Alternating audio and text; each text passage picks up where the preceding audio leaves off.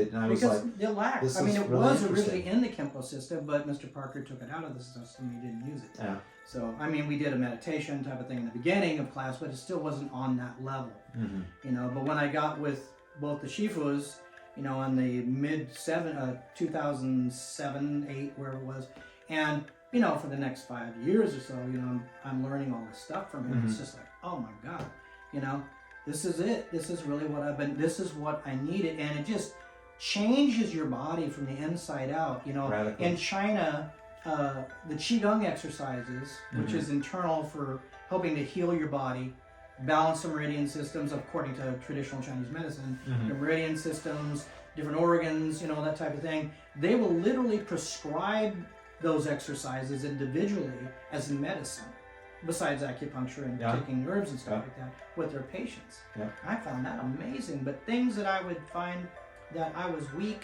or whatever, all of a sudden were no longer weak anymore.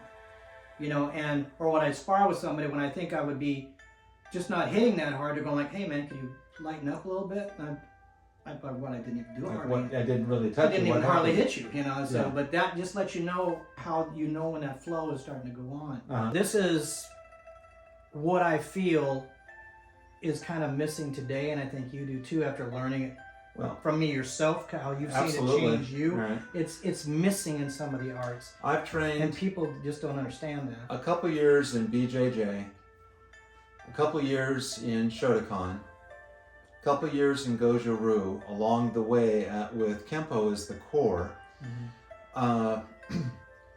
and have worked with a number of guys in different areas like Sabate or other arts I can't recall. But then I always came back to Kempo and kept refining the small aspects of the moves.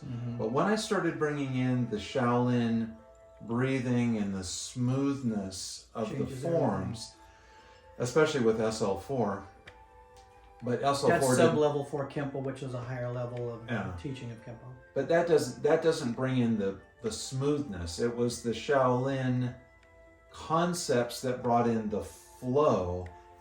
That radically changed how I moved and how I, you know, because I'm tall and for whatever reason, I've been called I had one guy, GK, he said, "Oh, that was good, Chuck Norris," because I was kind of stiff, you know, the way I'm moving. I've always been a little bit that way, but the smoothness and the flow that comes from the training in Shaolin is phenomenal. It makes a huge difference. Yeah, you learn how to move in a whole different way, but because it teaches what it originally was about. It's not about how quick I can kick somebody's butt. Self-defense is important. No, I have no qualms with that. You know, it helped me when I was in the military and the war situation and all that, or even just in everyday life, owning bodyguard agency.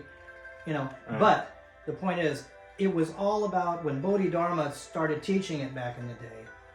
It was all about overcoming yourself, self-mastery, more flexibility, better health, more longevity of life, to where you can help more people in your life instead of how quick can I beat the snot out of somebody. Well, anybody can beat up almost anybody. Right, but it takes years to overcome and master yourself. Right. Yeah. Yep. So, and through this fluid motion, you go, well, it's not about how hard can I hit the bag. It's not a difficult thing to hit the bag. I have to allow the energy to work through me to when I hit the bag. So it's not me going, I want to hit the bag. You know, it's to where you just let that come out, and it just becomes more like a bullwhip than it does a forced ramrod. Yeah. You know, and just actually, that's a great way to describe it, is because I've seen guys that have extremely powerful side kicks or punches or whatever, and they move that heavy bag like way back. It's like, wow, that's pretty impressive. But when you think about the concept of a bullwhip, the whip itself is really not doing anything. It's very loose, right? But it's the very tip of that whip that has the 600 mile per hour force that tears the flesh and does the damage. So if your fist is coming at something and you're loose like that whip, once I started learning that. Of course, I'm still learning, but it happened to me where several times that I was training with people, just like you just said, they're like, why are you hitting so hard? Like, I didn't do anything. Mm-hmm. Like, you don't know what you're doing. You don't feel it. And that's when you start to get the inkling that, wait a second, I'm not really working that hard. Like, Right. and this is working really well. I think you use the whip too, and like I do, but you can also think about a wrecking ball. You've got the tractor on the ground, because in Shaolin, everything's about your legs and rooting, and structural integrity of your body, as in sub-level 4 too, because that came from the same background. But how the body's aligned, the breathing working with it, where everything works into this perfect zone. The wrecking ball swings. The weight is on the ground. So the wrecking ball hits the building. It doesn't knock the building 50 miles this way. It goes, it takes big hunks and it falls straight down, almost like a strong hit, but an implosion from the strong hit, to where it just collapses. So that's what it's all about. And that, that's some of the stuff that's missing. Also, you need to learn, Shaolin taught me to be more calm when I'm in a situation, or more calm when you spar. Critical. It's not how aggressive and angry I can get to be more, crazy when I'm fighting. That is the last thing you want to be. You do not want to be like that. You want to stay calm in your mind to where you're receptive to everything that's going on, and your reactions will be so much faster. And I think that's lacking. I think due to the competitiveness nature of a lot of the teachings today, as in competition, or in a ring, or in an octagon, which I'm not against any of it, if that's your thing, but it's still in a confined area that has rules. That's why sometimes I thought even sparring, I know it's good for our learning to be more quick and reactive to things. If you jump into that fighting stance real quick, you're going to bring on bad habits, where you're losing just technique movement on what you're countering off of your opponent when he makes his move. It changes the whole thing. So if you think competitive and train competitive too long, and you have 3 guys in the street jumping you, you got a problem, because you're not going to react the way you want to react. Right. And then you get adrenal shutdown. Then your mind's not in the right place. That's why the Shaolin aspect of things, your mind is so calm, you're so relaxed in it, you're responding to stimulus, reacting to stimulus in a much more natural way, because your body has been programmed to move like that. What's amazing about all of that is when you experience that. So I've been in multiple situations, either sparring or real life, where somebody was literally right in my face. And I just felt a complete sense of calm. Right. And when I look back at that, I'm like, how was I so calm in that situation? And it's because those threats that are being made, you're not holding on to that. It just kind of passes by you, because you've been in that situation already so many times through training. And you're not tensing up and wasting that energy, and then sending a signal to that person that you're ready to engage. You're just so calm. And in fact, one time a gentleman came out of a bar, and he was pretty drunk and wanted to fight, and I just smiled and sat on the ground. He didn't know what to do.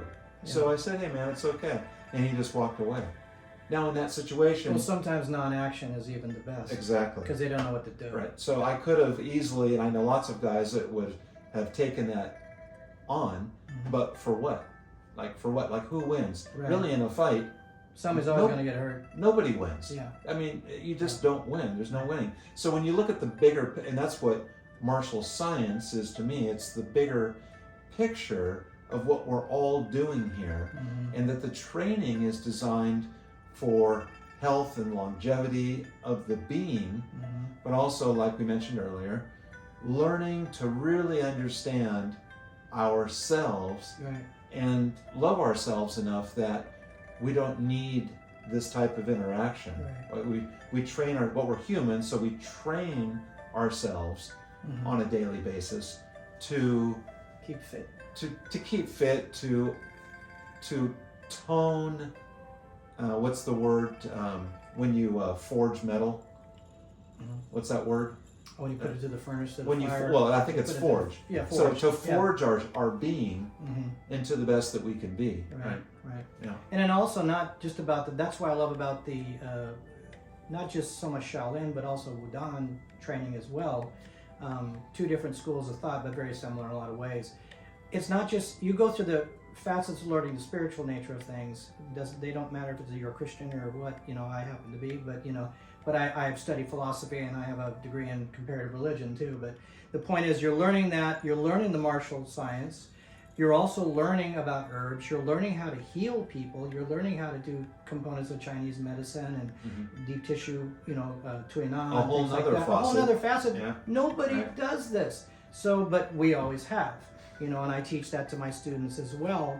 And we're here in Hollister, Missouri now too. Been in California my whole life. I decided to change my life and move on to something else after all those years of doing that, to teach here. And people still, after 10 years, people still don't know me here in Missouri. I've got this to offer, to everyone. And here's a gentleman who's been with me for 30 years. And, we're here and we want to teach you. And we want to teach you the old school way from Kempo also into Shaolin and Wudang, Kung Fu, Tai Chi, Qigong, to just really give you an experience you've never had, even if you've tried other martial arts before already. And they're all good. I'm not doubting anything because it all came from the same source, pretty much. Same source. Yeah. Went out through all the different Southeast Asia, but it all came from the temples. So I think that's why we did this video today, because we want to give a little background of where Dave's been, where I've been, and how the Shaolin Wudang teachings just kind of put everything together for us. And I am now a 35th generation Shaolin Temple warrior disciple, and under Shifu Wangbo and Shifu Yuan Jing. And David is now a 35th generation, 36th generation Shaolin Temple warrior disciple under me. But now he gets to be a part, as also my wife, Amy, is also a 36 because she is a Shaolin warrior disciple herself, of the original 1,500-year-old Shaolin Temple history. So I'm very honored to be that, and I'm very honored there's only a handful of students, well, only a couple that I've ever allowed to actually go to be disciples since I've been put in that position. So people come and go. That's the whole thing. Well, you have to endure. You have to be persistent. You have to have that drive to want this for yourself. I had the option of being with a dozen different practitioners. Coming from the Los Angeles area, there were tons of opportunities, lots of guys that I met that looked good. And in the end, I chose to be with you because you had a much greater depth of experience and depth of understanding of the internal aspects of the techniques that made them way more powerful, and it flowed better. And it wasn't just, every class wasn't just external, punching and kicking and punching. That was so much more than that. And that's what I was looking for. Right. And I think a lot of people really miss that aspect of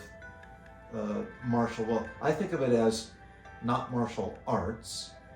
That's like, to me, that's like the study of a history book.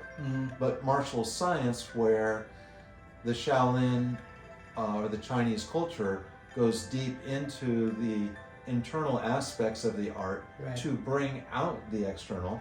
So I'm thinking, if you can't forge the internal, well, you can't do one without your the other. external is going to die. Yeah, you'll just burn sooner, out. Rather than well, later. look at how many hardcore karate masters died at young ages.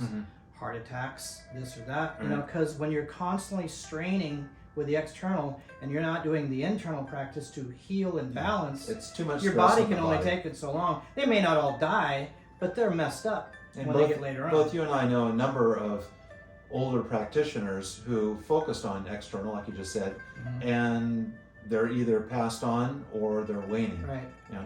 Well, I'm a year away from 70, and I'm still doing it. Only 30 to go. Only 30 more years to go. That's right, and I'm gonna get there. Yeah, but it keeps me young. It keeps me feeling good. It keeps me flexible. When we work out, people go like, "How do you do that?"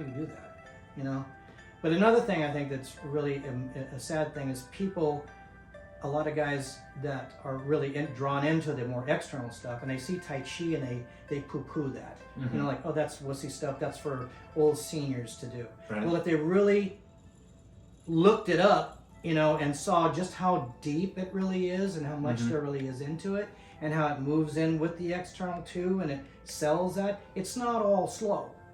You can practice it slow and do it slow, but then you can turn it into an external faster style as well. Same with all your Kung Fu forms. Even though they're aggressive and powerful, may have some flips or whatever else in it, you can slow that down too, which you've been experiencing training with me, like, oh, wow, I am feeling this amazing, as I'm doing this form that I used to do just fast, now I'm slowing this down. It's like, oh my God. It puts a new spin. It's a whole new thing. Yeah. So there's a reason for that, and everybody should be working on this, because be it you're in jiu-jitsu, be it if you're a hardstyle Japanese karate, you've got to work on this internal, you've got to work on your flexibility more, because that is key. That is key. That makes it all work. And proper breathing. I watch a lot of guys when I go to events or fights or what, they're still not breathing right. The breathing is incorrect. So that's what I have learned through the Chinese teaching that I never knew before. And you may not experience that requirement when you're 20 or 30, but let me tell you, by the time you get to be 50, 60, 70, you need to understand all of that to keep yourself fit and really moving. Well, it works on your defense mechanisms as well with the proper breathing. Yeah. When you take a hit or when you're issuing a hit. Yeah. So, well, these are just some things we're talking about today and having this discussion with Dave. And thanks a lot for listening to us today. David, thank you for being here with me this month and practicing. We're working out 3 and 4 hours a day, so we're just loving it.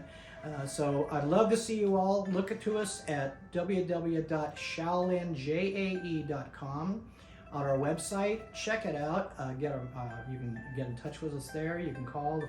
Awesome. Have a wonderful weekend, everybody. Blessings and peace to all. Talk to you soon.